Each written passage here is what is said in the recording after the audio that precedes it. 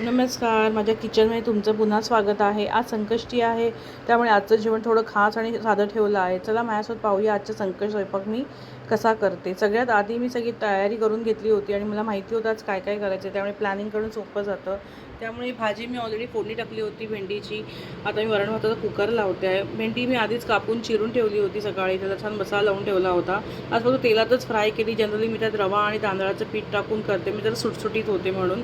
तशी माझ्या घरातल्यांना म्हणजे मुलाला स्पेशली आवडते. ती साईडला चालू असताना साईडला मी मिरची कापून घेतली, छान मसाला लावला आणि त्याला मॅरिनेट करून ठेवलं. एक 10 मिनटं लावलं की मसाला छान लागून राहतो. प्लस मी बेसनं त्याचं बॅटरची पण तयारी केली. मिरची सगळ्यात लास्टच करायची असते, पण बॅटर आणि सगळं लावून घेतलं ना की पटकन फ्राय करायला सोपं जातं. त्यामुळे माझी ही कामाची पद्धत आहे. भेंड्याची भाजी होता साईडला बारीक गॅसवर चालू होती, त्यामुळे ती झाली. त्याच्यानंतर मी शिरा करायला घेतला. शिरा करता करताच मी वरणभाताचा कुकर पण ओपन केला आणि वरण ओतून साईडला त्याच्यात थोडंसं हळद ऑलरेडी मी टाकली होती, मीठ थोडं टाकून साईडला उकळायला ठेवलं होतं. तोपर्यंत साईडला रवा भाजायला जरा वेळ लागतो, म्हणून रवा मी बारीक गॅसवर तुपात भाजत होते. 1.5 कपाचा रवा घेतला होता मी, कारण शिरा आमच्याकडे खूपच आवडतो, त्यामुळे म्हटलं थोडा जास्तच करूया. त्यामुळे दूध आणि त्यात साखर करून साईडला ते विरघळत ठेवलं होतं. त्यात थोडासा मी एव्हरेस्टचा मसाला टाकला होता फ्लेवरसाठी आणि केसर करून साईडला थोडं दुधात भिजत ठेवलं होतं. आज प्रसादाचा शिरा होता म्हणून त्यात मी केळं टाकलं. प्रसादाच्या शिऱ्यामध्ये केळं असलं म्हणजे तर फारच छान लागतो, हे सगळ्यांनाच आपल्याला माहिती आहे. त्यामुळे छान ते असं मी मेल्ट करून घेऊन चालू होतं माझं काम साईडला. त्याच्यात साईडला छान असं भाजून रवाचा वास यायला लागला होता. केळंही छान असं मेल्ट झालं होतं. त्यात मी गरम दूध टाकलं.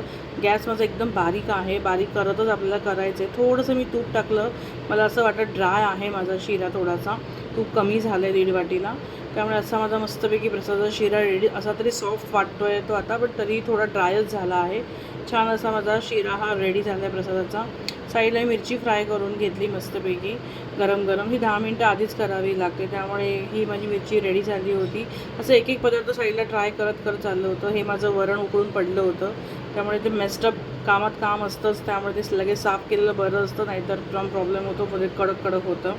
अशा प्रकारे मी इथं प्रसादाचं लावते. 9:52 झाले होते. चंद्रोदय झाला होता, प्रसाद दाखवायचा होता. माझी मूद जरा पडायला त्रास झाला म्हणून पुन्हा मला ती 2दा करावी लागली. मग मी त्याला तूप लावलं, थोडं आतने केसर टाकून पुन्हा मूद लावली. मग ती छान अशी पडली आणि मग ती केसर पण आलं.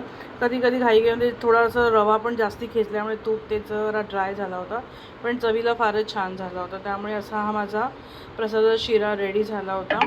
आता मी चंद्रोदय झाल्यावर आरती केली, एक गणपतीची आणि घालिंग लोटांगण अशी मी आरती करते, धूप लावते आणि छान असं देवाला प्रसाद दाखवून जेवायला बसते. घरातल्यांनाही वाढलाच, घरातलेही थांबले होते. त्यामुळे चपाती भाजी, थोडं लोणचं, मिरची, वरण भात, त्याच्यावर मस्त असं तूप, त्यामुळे असं जेवण रेडी आहे. तर माझा हा छोटासा असा व्लॉग मी तुमच्याशी शेअर केला आहे. कसा झाला आहे मला सांगा. काही कमेंट असेल तुम्हाला तर मला सांगा, मी नक्की त्यात सुधारीन. आणि तुम्ही तुमच्या संकष्टीमध्ये कसं जेवण करता, शिवराक जेवण करता का तुमच्यात काही अजून वेगळी पद्धत असते, नक्की माझ्याशी शेअर करा. थँक्यू. मी जास्ती असे लाँग व्हिडिओज नाही टाकत आणि प्रयत्न करीन, असून तुम्हाला आवडलं नक्की टाकेन. तर प्लीज लाईक आणि सबस्क्राईब करा. थँक्यू.